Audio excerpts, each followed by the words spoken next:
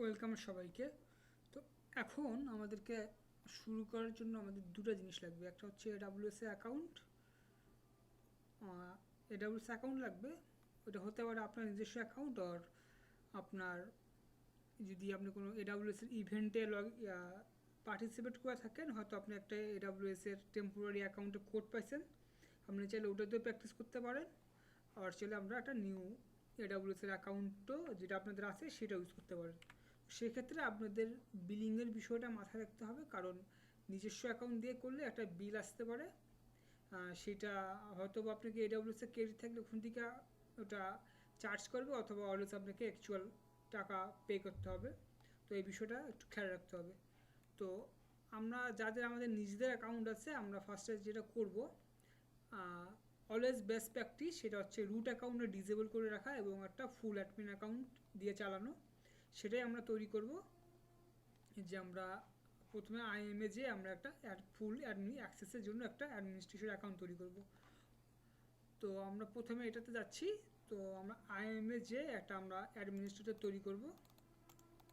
তো আমি আইএমে গেলাম। আমরা আইএমের জন্য আমরা চাইলে এই সার্ভিস থেকেও খুঁজে বের করতে পারি, অথবা সার্চ বারে যদি লিখে আইএমে ক্লিক করলে আমাদের আইএমের কনসোলটা খুলে যাবে।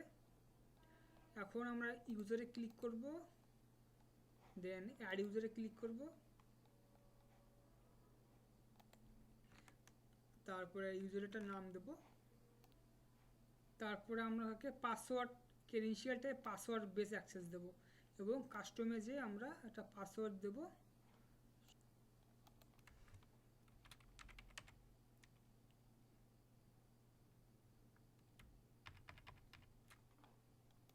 তো আমরা পাসওয়ার্ডটা দেখতে পারি, আমি দিলাম অ্যাডমিন বেসিক পাসওয়ার্ড দিলাম শুধু টেস্টিংয়ের জন্য, এবং আমরা রিকোয়ার পাসওয়ার্ড রিসেট টিক চিহ্নটা উঠে দেবো, যাতে এই পাসওয়ার্ডটাই সে ইউজ করে। হ্যাঁ, যাতে নেক্সট টাইমে লগ ইন করার পর তাকে নতুন পাসওয়ার্ড সেট করতে না বলে। হ্যাঁ, টেস্টিং পারপাসের জন্য এটা আমরা দেখতেছি। তো অ্যাডমিন দিলাম, তো অ্যাডমিনিস্ট্রেটর অ্যাকাউন্ট দিলাম। এখন নেক্সটে যাব। তো পারমিশন তাকে আমরা কী পারমিশন দেবো, যেহেতু আমরা বললাম যে আমাদের দরকার একটা ফুল অ্যাডমিন অ্যাকাউন্ট, তো সেক্ষেত্রে আমরা অ্যাডমিন অ্যাক্সেসটা দেবো, যেটা এই ভিডিওতে বলছে। এবং বিষয়টা হচ্ছে এই যে অ্যাডমিন অ্যাকাউন্ট সে কী করতে পারবে, সে AWS এর যত রিসোর্স আছে সব অ্যাক্সেস করতে পারবে।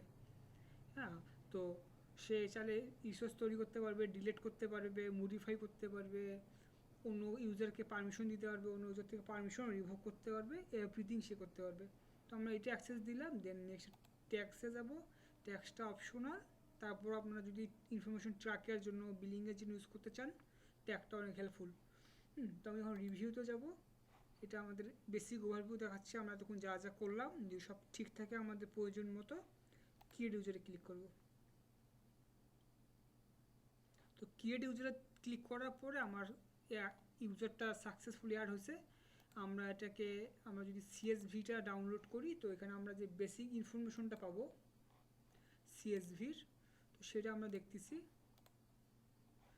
তো এই যে আমাদের এটা হচ্ছে অ্যাডমিন লগ ইন অ্যাকাউন্ট, এটার মাধ্যমে আমরা এই ইউজারটাকে করতে পারবো, লগ ইন করতে পারবো। যেটা আইএম ইউজার, তো অবশ্যই নামের আগে যে রুট অ্যাকাউন্ট আমার AWS এর, ওটার সাথে আমার AWS এর ডোমেইনটা ওই হিসেবে লিঙ্কটা জেনারেট হবে।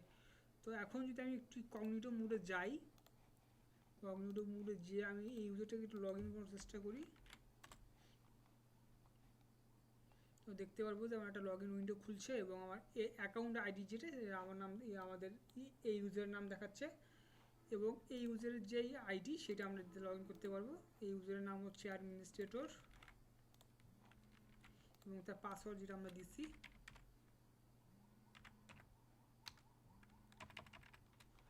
সো দেন সাইন ক্লিক করি আমরা। তো আমরা দেখতে পারবো যে আমাদের এই আইএম ইউজারটা লগ ইন হয়েছে আর কি। তো নেক্সট ভিডিওতে আমরা যেটা করব সেটা হচ্ছে আমাদের যেই নেক্সট স্টেপগুলো আছে, EC2 তৈরি করব। EC2 কি আমরা দেখব। এবং এটা ছাড়াও আপনারা যেটা করতে পারেন, AWS এর যদি কোনো ইভেন্টে আপনারা পার্টিসিপেট করে থাকেন, তাহলে এটা ওনারা আপনাকে ইউনিক কোড দিবে। এটা দিয়ে আপনারা 24 আওয়ার্সের জন্য অথবা লিমিটেড টাইম পিরিয়ডের জন্য AWS অ্যাকাউন্ট ইউজ করতে পারবেন। হ্যাঁ, যাতে হ্যান্ডস অন ল্যাপটপ আপনারা প্র্যাকটিস করতে পারেন। তো ধন্যবাদ সবাইকে, নেক্সট ভিডিও দেখার জন্য ইনভাইট করলাম, ধন্যবাদ।